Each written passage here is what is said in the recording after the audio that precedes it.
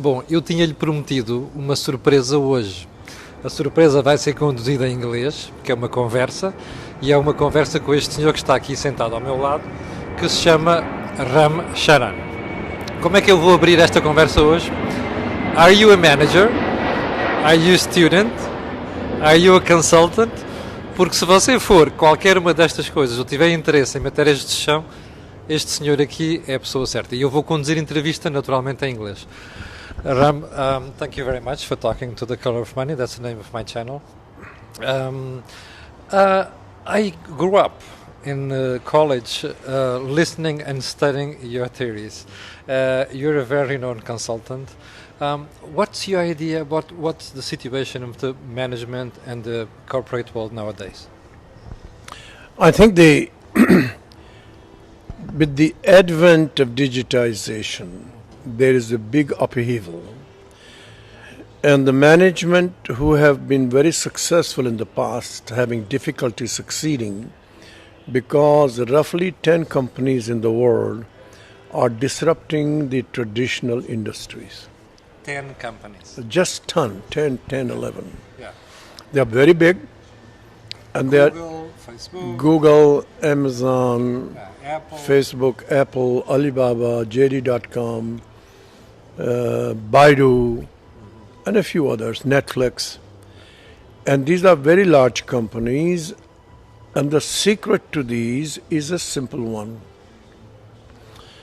The premise is 10,000 years old, and they have taken that premise to be the driving force of disruption, and that is make the consumer life easier. They get things cheaper, they get faster. It's real. And many of the traditional companies have forgotten what matters is the consumer convenience, consumer's ability to buy anything, anytime. And it's one of your favorite words. When you start a business, start from the consumer up to the rest. Exactly. If you don't know the consumer, your business is not going to work well. So the digitization algorithms enables these companies to treat each consumer as an individual and not as a mass market. So you need differentiation. Each customer is unique, served in a unique way, and serves to the habits of individual. So digitization algorithms help you achieve that.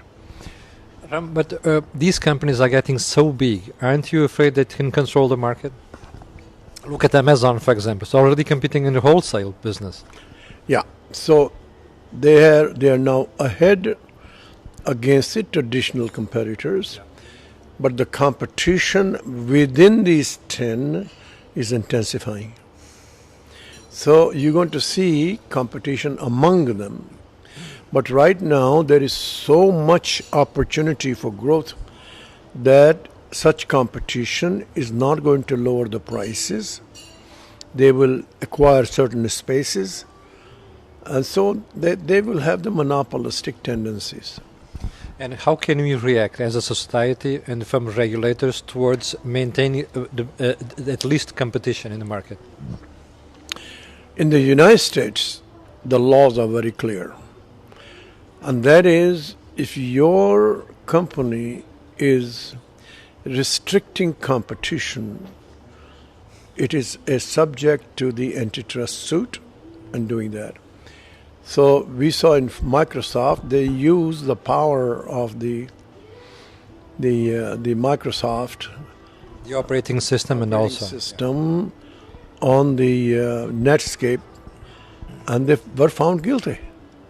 Now the resolution was not done by the courts, it was done by the negotiations.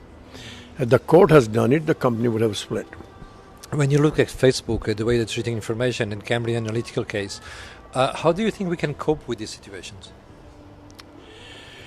I think the answer is not clear to me, but Zuckerberg has to face these issues. There's no choice. They're real. And there may be some real societal and government intervention with this company.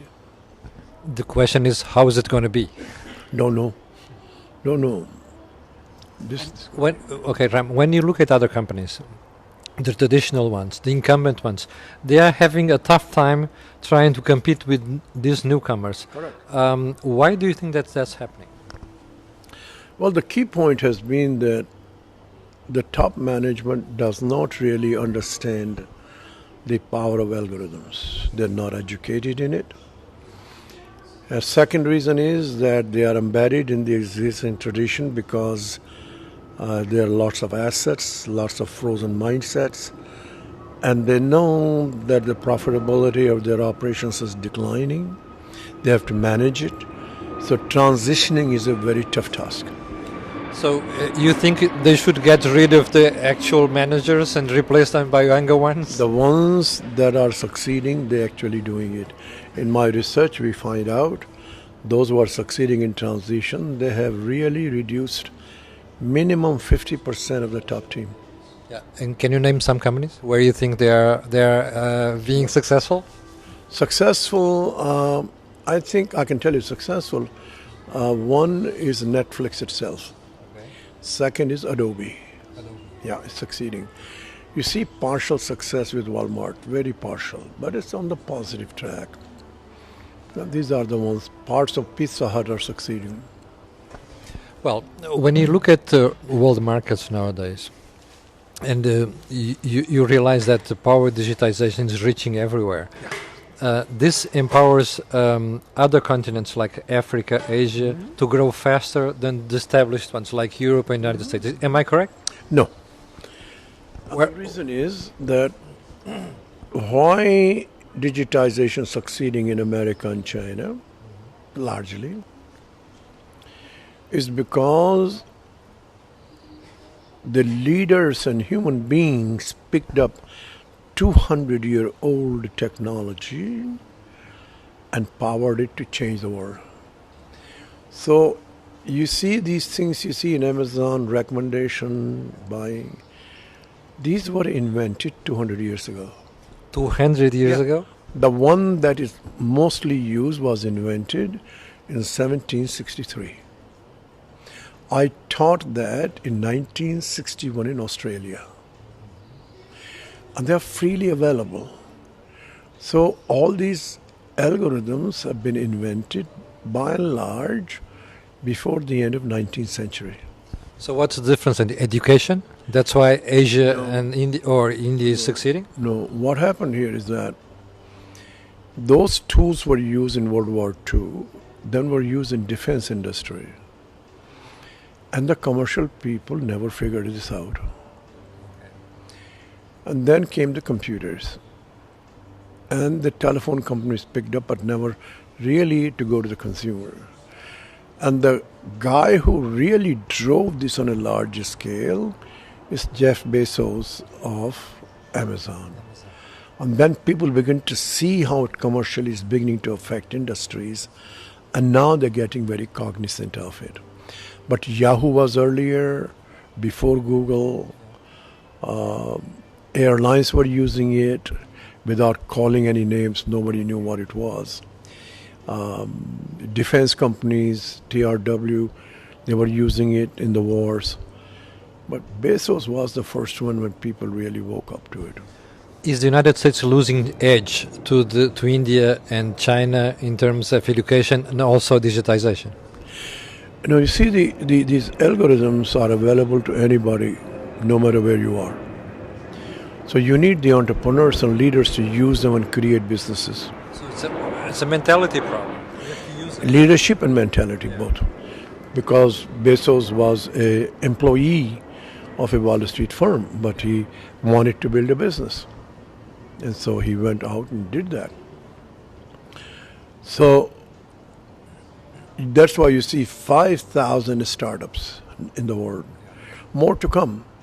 Because this is like you going to a hardware store and buying a piece of wood. It is there.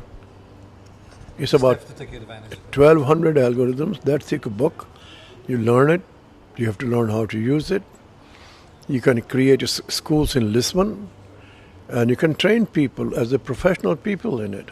You don't need a master's degree or a bachelor's degree to do this. It's always so refreshing listening to you. It's unbelievable. Yeah, you see that. So I keep saying, I was looking at Lisbon yesterday, I was saying, why can't you guys open a few schools in algorithms? And the people will come here.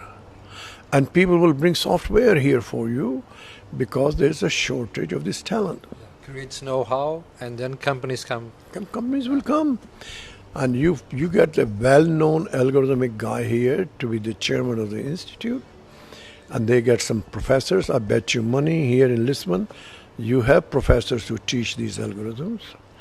We build a professional training school and get people done in 6 months. You don't need a lot of time to do this. Now you have to have a high school, intermediate, but you don't need a bachelor's degree for this.